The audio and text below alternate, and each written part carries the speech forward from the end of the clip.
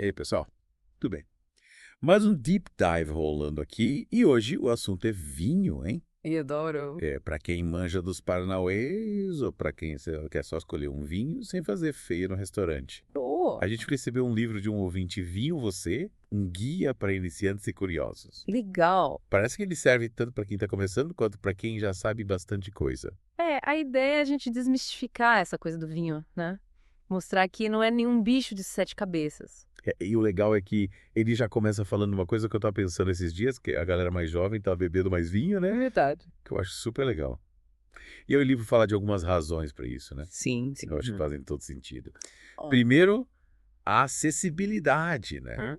Hoje em dia você encontra uns vinhos bons com um preço mais acessível. Não precisa gastar uma fortuna para ter uma experiência legal. Exatamente. Isso me lembra muito a onda da cerveja artesanal, né? Ah, verdade. Era difícil de achar, era caro. Aí, de repente, pá, Explodiu. Todo mundo querendo experimentar novas marcas, novos sabores, né? É, parece que aconteceu a mesma coisa com o vinho agora. Com certeza. Tem a variedade também, né? Antigamente, foi ir no mercado, só tinha aqueles vinhos, sabe? Tradicionais. Agora tem um monte de opção de uva diferente, região diferente, estilo diferente. Teve vinho pra todo gosto, até pra quem é mais chato pra comer, sabe? E sem falar na cultura, no estilo de vida, né? O vinho sempre teve aquela coisa de sofisticação, mas agora ele tá mais presente no dia a dia, né? É verdade. Tipo, jantarzinho em casa, sabe? Encontra com os amigos. E o livro fala bastante disso. Ele fala como o vinho pode agregar valor a esses momentos, né?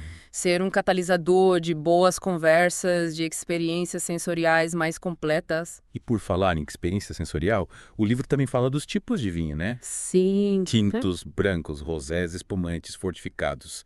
É tanta opção que eu me perdi. É bastante coisa, né? Ah, Mas ele explica de um jeito fácil de entender. que bom. Sabe? Ele fala das características de cada um, dá exemplos de uvas, de regiões.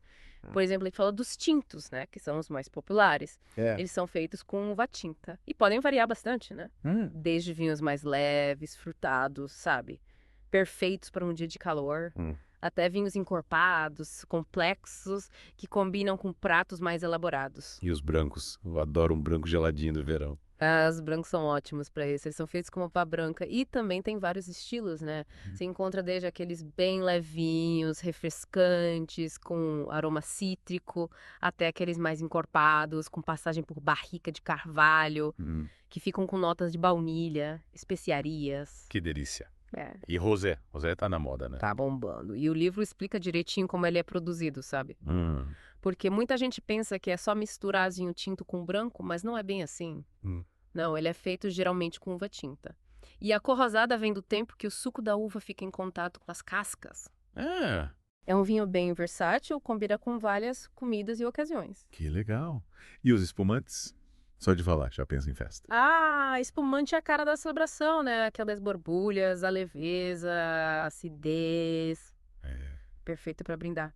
E o livro explica os diferentes métodos de produção, a diferença entre champanhe, prosecco, cava e dá dicas de como harmonizar com a comida, desde aperitivo até sobremesa. Nossa, quanta coisa para aprender. E os fortificados? Eu confesso que conheço menos. Os fortificados são vinhos com mais álcool, geralmente mais doces, e são perfeitos para finalizar a refeição, sabe? Tipo um Porto, um Jerez. Esse tem uma história super interessante e o livro mergulha nessa cultura, explica os tipos, dá dicas de degustação. Nossa, quanta informação. E o legal é que o livro não te deixa perdido na hora de escolher o primeiro vinho, né? Não, ele dá dicas pra gente se aventurar sem medo, Que sem precisar ser expert. Ele fala que o mais importante é o gosto pessoal, sabe? Não precisa ficar preso a regras, a rótulos. Ele até tem uma lista que eu achei sensacional, Top 10 vinhos baratos que parecem caros. Adorei essa lista. Me fala alguns exemplos. Claro! Um que me chamou a atenção foi o vinho verde português. Ele é leve, refrescante, com aromas cítricos e o melhor. Por isso é super amigo, perfeito para quem quer um vinho gostoso sem gastar muito. Parece delicioso. E o livro também fala da degustação, né? Essa parte eu sempre achei fascinante, mas confesso que me sinto um pouco intimidada. Eu entendo, mas o livro explica tudo de um jeito bem tranquilo. Sem aquela linguagem técnica que assusta, sabe? Ele te leva pela mão. E como ele aborda a degustação? Ele descreve os 5 passos da degustação: análise visual, olfativa, gustativa, harmonia e a conclusão.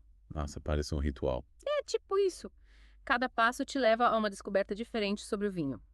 Na análise visual, você observa a cor, a limpidez, a viscosidade. Isso te dá dicas sobre a idade do vinho, o tipo de uva, a forma como ele foi produzido. Interessante. E análise olfativa? Essa é a parte mais divertida. Você coloca o nariz na taça e tenta identificar os aromas, né? O livro ensina a diferenciar os aromas primários, que vêm da uva, dos secundários, que surgem na fermentação, e dos terciários, que se desenvolvem com o envelhecimento. Caramba, quanta coisa. E a análise gustativa? Essa é a hora de colocar o vinho na boca e sentir todas as nuances, né? Você presta atenção na doçura, na acidez, nos taninos, no corpo do vinho. Parece complicado. Mas não é. O livro dá várias dicas de como treinar o paladar, como identificar as características de cada vinho. E a harmonia? O que seria isso? A harmonia é o equilíbrio entre todos os elementos do vinho. A acidez, a doçura, os taninos, o álcool. É. Quando tudo está em harmonia, o vinho fica delicioso de beber. Entendi. E a conclusão? A conclusão é o momento de você refletir sobre a experiência, sobre o que você gostou ou não gostou no vinho. Ah, tá. E o legal é que o livro te ensina a degustar como um profissional, mas sem aquela pose de sommelier, né? É isso aí. Ele te dá dicas de como servir o vinho, como escolher a taça certa, como guardar as garrafas. Aí sim, e a harmonização. O livro fala sobre isso também. E ele vai além do básico carne vermelha com vinho tinto, sabe? Ele te mostra que a gente pode ser mais criativo, explorar novas combinações. Que legal. E como ele aborda a harmonização? Ele te ensina a pensar nos elementos do vinho, a acidez, a doçura, os taninos. E nos elementos do prato, a gordura, o sal, a proteína. E como combinar tudo isso para ter uma experiência gastronômica mais completa. Nossa, parece super interessante. E ele dá exemplos práticos. Vários. Ele tem um guia de harmonização bem completo, com dicas de vinhos para diferentes tipos de comida. Desde pratos elaborados até petiscos e lanches. Adorei. O livro fala de regiões vinícolas também, né? Sim. E ele não se limita às regiões mais famosas, sabe? Ele te leva para conhecer vinhos do mundo todo. Desde os clássicos da França e da Itália até regiões menos conhecidas, como Portugal, Grécia, Chile e Argentina. Legal. E quais regiões ele destaca? Ele fala bastante de Portugal, que está com uma produção de vinhos incrível, com uma ótima relação custo-benefício. Eita, Portugal tá bombando novo, hein? Totalmente. E ele também destaca a Grécia, que tem uma tradição vinícola milenar e está voltando com tudo, com vinhos de uvas nativas super interessantes. Nossa, eu nunca imaginei que a Grécia fosse um país produtor de vinho. Pois é, e tem mais. Ele fala do Japão. Você sabia que o Japão também produz vinho? Sério? Que incrível. Eles têm até uma uva própria chamada Koshu, que produz uns vinhos brancos bem aromáticos e frescos. Caramba, eu tô descobrindo um monte de coisa hoje. E é pra isso que serve o Deep Dive, né? Pra gente ampliar os horizontes. Com certeza. E falando em descobertas, o livro também aborda os vinhos naturais que estão super em alta, né? Você pode explicar pra gente o que são esses vinhos? Claro. Os vinhos naturais são produzidos com o mínimo de intervenção humana possível, sem aditivos químicos, com uvas cultivadas de forma orgânica ou biodinâmica. Interessante. E qual a diferença para um vinho convencional? A principal diferença é que os vinhos convencionais podem ter adição de sulfitos, leveduras comerciais, enzimas. Os vinhos naturais não, eles são mais puros, digamos assim. E qual a vantagem de beber um vinho natural? Muita gente acredita que os vinhos naturais são mais saudáveis, porque não tem aditivos químicos. E também tem a questão da sustentabilidade, né? Os vinhos naturais respeitam mais o meio ambiente. E como a gente identifica um vinho natural? Nem sempre é fácil, porque não existe uma certificação única. Mas você pode procurar por termos como vinho natural, vinho orgânico, vinho biodinâmico no rótulo. Legal. É bom ficar de olho nessas informações. E o livro fala mais alguma coisa sobre os vinhos naturais? Sim, ele fala da crescente popularidade, dos desafios de produzir, da filosofia por trás desse movimento. Um capítulo bem legal. Adorei. E o livro explora mais algum tema? Sim, ele fala sobre a cultura do vinho, a história, o papel na arte, na gastronomia, na sociedade. É um universo bem rico. Nossa, parece que esse livro é um guia completo para quem quer se aventurar no mundo do vinho, né? Com certeza. Ele te dá todas as ferramentas para você se tornar um expert, ou pelo menos um apreciador mais consciente, mais informado. Sensacional. Mas segura essa ansiedade, porque a gente vai dar uma pausa para respirar e já voltamos com a segunda parte do nosso mergulho no mundo do vinho. E aí, pessoal, de volta para o nosso mergulho no mundo do vinho com o livro Vinho e Você. Preparados para mais. Com certeza. A gente já deu uma olhada nos tipos de vinho, né? Mas agora, vamos afundar de vez nesse universo. Que tal a gente falar da degustação? Bora. Lembra que a gente comentou sobre 5 passos? Visual, olfativo, gustativo, harmonia e conclusão. Sim. Mas confesso que ainda acho essa parte um pouco, sei lá, intimidante. Será que eu vou conseguir sentir todos aqueles aromas? Aquelas nuances todas de sabor? relaxa. O livro detona essa ideia de que degustar vinho é coisa só pra expert. Ele te ensina a treinar os sentidos, sabe? A prestar atenção nos detalhes, descobrir o seu próprio jeito de apreciar um bom vinho. Ufa, ainda bem. Mas me explica uma coisa, na parte visual, que a gente tem que observar. A primeira impressão é a que fica, né? Então, na análise visual, você vai ver a cor do vinho, a intensidade, o brilho, se ele é límpido. Tudo isso já te dá uma ideia da idade do vinho, o tipo de uva, como ele foi produzido. Um vinho tinto bem escuro, denso, ele provavelmente vai ser mais encorpado do que um tinto mais claro, né? Isso aí. E a cor também te diz se o vinho é jovem ou mais velho. Um vinho branco jovem, por exemplo, costuma ter uma cor mais amarela esverdeada. Já um branco mais velho pode ter tons mais dourados. Interessante. E a análise olfativa? Essa eu acho a mais difícil. É a mais desafiadora, mas também a mais recompensadora. O livro te ensina a identificar os aromas do vinho. Desde os mais simples, tipo frutas frescas, até os mais complexos, como especiarias, flores, madeira, couro. Tá, mas como eu vou saber se o vinho tem aroma de, sei lá, morango? Se eu nunca senti o cheiro de morango num vinho. Aí que entra o treinamento. O livro sugere experimentar vários tipos de vinho. Prestar atenção nos aromas. Comparar com aromas que você já conhece. Por exemplo, você sabe como é o cheiro de morango, certo? Então, você vai conseguir identificar esse aroma num vinho também. Faz sentido. E os aromas mais complexos, tipo couro, tabaco, terra molhada, como a gente aprende a identificar esses aromas? Esses aromas geralmente aparecem com o tempo, com o envelhecimento do vinho. A melhor forma de aprender é experimentando vinhos mais velhos e comparando com os mais jovens. Mas calma, o livro não te joga numa degustação às cegas. Ele te guia passo a passo, te dá exemplos, te ajuda a treinar o olfato. E a análise gustativa? Essa eu acho a mais divertida. É a hora da verdade, né? Você coloca um pouquinho de vinho na boca e sente todas aquelas nuances. Mas não é só engolir, hein? O livro te ensina a mastigar o vinho. Mastigar o vinho. É pra ele entrar em contato com todas as partes da sua boca e você sentir todas as camadas de sabor. Nunca tinha ouvido falar disso. Parece estranho, mas faz diferença. Você movimenta o vinho na boca como se estivesse mastigando mesmo. E isso libera os aromas, os sabores, as texturas. Nossa, que legal.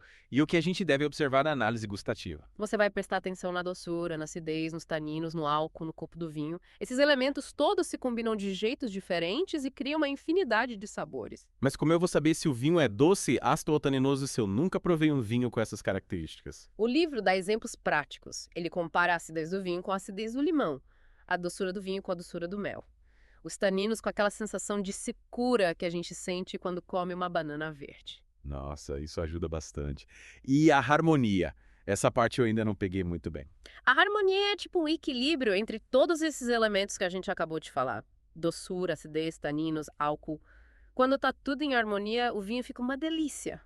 Mas se um elemento se destaca demais, ele pode desequilibrar o vinho. Então, se um vinho for muito ácido, ele pode ficar ruim de beber. A acidez é importante, ela dá frescor, vibrancia, mas se ela for muito alta, o vinho pode ficar azedo, sabe?